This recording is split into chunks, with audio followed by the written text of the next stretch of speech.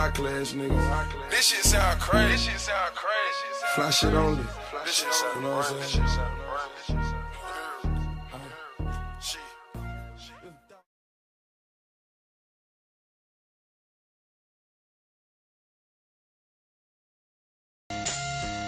Mike Payne on the track. Yeah. So Jordan, L. I tell him like, just wave your hands to the left and right, living this HBCU college life. Okay. Wave your hands to the left and right. All right, Mr. Tim. Was there a mentor in your life that influenced you to stay in college?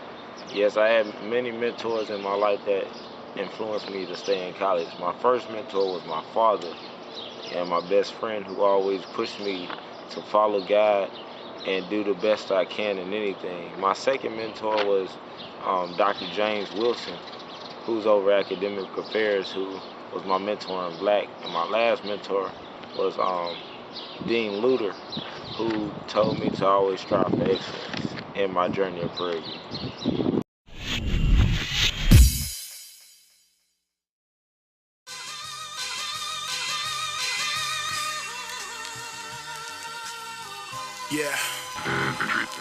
Yeah, when I was a child, I spoke like a child, made sense out of foolishness. Young and running wild, old hooligan throwing rocks, breaking car windows, stealing bottles of Alizé. High for cloud of endo, devil tried to get me quick and that was just the intro. Ducking shots from a sensitive... Did you have a father figure at home motivating you to stay in school? Yeah, like I was telling you, my dad is my biggest role model. He's my hero. That's who I look up to. Everything I strive to be in life, you know, I got that from him. So, and of course, my mom is also a big role in my life. But you know, my father, he holds a special place. He taught me how to be a man. Okay. One time for D time. One time for A time. M time. Yeah, R.I.P. to Mega Evers, R.I.P. to Dr. Kane. I ain't trying to hate on my own kind, but Al and Jesse don't speak for me. I'm probably gonna catch some flack, man, but I'ma swallow this pill like Pac-Man. Some of these folks won't tell the truth. Okay, did you have a father figure at home that motivated you to stay in school?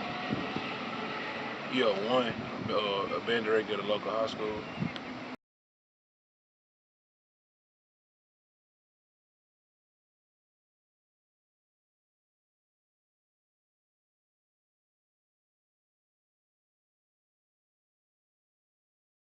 All right, my name's Anthony Tawo. I'm a senior chemical engineering major from Houston, Texas.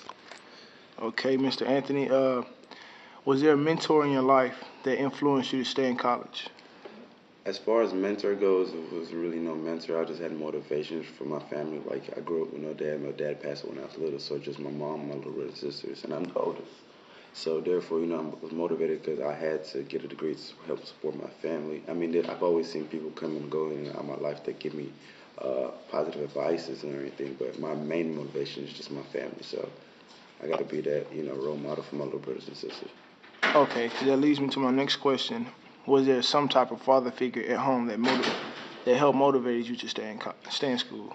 Just like I said in previous, my mom was basically like the father. I mean, I had an uncle who, you know, come in and out, you know, give me advices, sometimes throw a little money. And, you know, I looked up to him a little bit, but really, the backbone is just my mother. She held it down, so. Okay, so my last question is, do your supporters inspire you to stay in school? Oh, of course, yeah. I have a lot of friends who always, you know, from back home, who always see what I'm doing, encourage me every day, keep, you know, striving, graduate, be the first one out the neighborhood, you know. A lot of frat brothers who keep supporting me, you know, especially, you know, trying to get good grades, trying to stand out in school, being in different part organizations, and especially when a major like chemical engineering, you know, it's not something you commonly see the average African-American male do, so, you know, it's very hard and it requires a lot of dedication and time and effort. Okay, thank you, Mr. Anthony. No problem. You know, I'm looking to take some of those strategies and start doing that myself. I mean, I'm doing it, but looking to build upon really establishing a male group, or really I want to do a male-only class. I would love to do that. I don't know if, you know, the school will let me do that, but that's kind of my immediate focus next. Let me go to the What am I researching? Right now, I'm researching effective strategies for engagement of African American male students at the California community colleges. As far as higher education in California goes, numbers-wise, if you want to teach black students, you want to teach students of color, you got to go to the community colleges. They're not at the UCs or CSUs or at the private schools, private universities. So looking at ways to successfully engage and draw them in efforts of, increasing success and transfer and that type of thing later on. Absolutely. Some of the challenges and things that I find, not only in the research, but also in practical use, and practical daily, interactions with them, there's a stigma.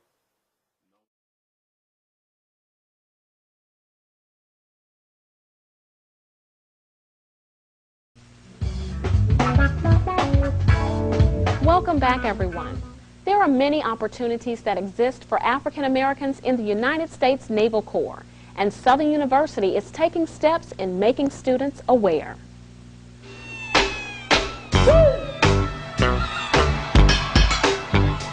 Southern University is committed to helping the Navy recruit more African American students for top leadership positions and informing them of scholarship opportunities. It's important in two areas. Number one, ensuring that students at Southern University, as at other universities across the nation, are aware and mindful of the great opportunities for career and education that being associated with the Navy affords.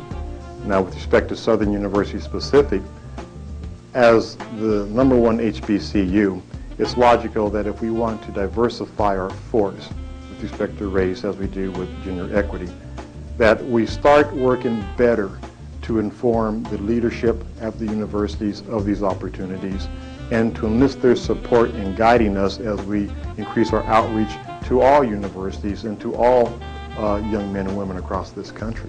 African Americans account for roughly 20% among enlisted persons and 4% of the officers in the United States Naval Corps.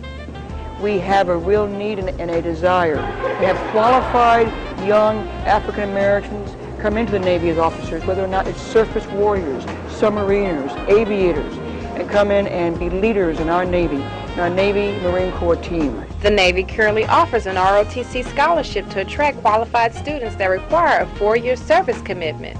Statistics show that African American students apply for the scholarships at a much lower rate than Caucasians. Being on the campus of Southern University and serving Southern University, LSU, and Southeastern Louisiana, plus Baton Rouge Community College, I have scholarships.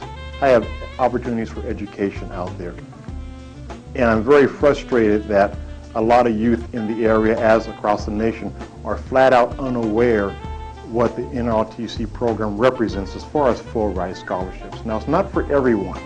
We need the motivated and qualified that want to assess the opportunities. But you have to understand that my scholarships are focused on giving a college degree to any young man or woman who wants to be part of my program. After they earn that degree and they've earned their education, having been in my program, I can then commission them as an officer, and then they can, for 4 years, serve their country, and after 4 years decide if they want to get out or stay in. But the key is, after 4 years, I will guarantee you they will be better prepared for life in the public and private sector, having served their country in uniform. The leadership challenges are greater, the managerial exposure is much greater, the world travel can't be denied, and the opportunity to continue to go up the ladder in the military pay structure is unhampered by race, religion, or anything else. It's on performance, not pigment, performance. For more information on career opportunities and scholarships in the Navy, call 771-4370. This is Keisha LaCour reporting, SU Up Close. Hello, Chancellor, and welcome to the show. Thank you, Susan. The United States Naval Service Training Command Rear Admiral Anne Rondeau, along with several Navy delegates, recently visited Southern University of Baton Rouge. Tell us a little bit about this visit and its purpose. I'd be happy to. It was a singular event. Anne Rondeau is one of a very small number of female admirals in the United States Navy, and she commands a lot of respect and influence within the Navy. Her purpose in visiting Southern was to highlight Naval ROTC program. There are only 7 black schools in the country that offer Naval ROTC. Southern is one of those 7. We have a joint program with LSU, but the LSU students must come to Southern in order to partake of the Naval ROTC program. Navy is a rather new phenomenon here. It's been here since the middle 70s. Army has been with us since the late 40s. We've produced hundreds and hundreds and hundreds of Army officers. We've produced 9 Army generals. But the Navy hasn't had the length of time necessary to produce admirals, but they're coming. We've got a couple of captains, and the next jump is rear admiral. And so we're looking forward to growing the Naval ROTC program, expanding it in order to better serve the Navy and to better serve our students. And we have a twofold purpose here. One, to offer our students additional opportunities for careers. They can go into the Navy and practice whatever it is they're being trained for. The other thing is to serve the country. Right. Because in order to enjoy the fruits of freedom, we must be prepared to pay the price for freedom. That's right. And that is to serve the country. And we're nourishing our Naval ROTC program so we can grow more black officers to serve an ever-increasing black Navy. And so this is part of our mission. We look forward to the day when we can bring some of our former students back as admirals. And then we'll be happy to say that we've matched the Army record. Well, you seem like you're headed in the right direction. Thank you, so good luck on that, and thank you for joining us today, Chancellor.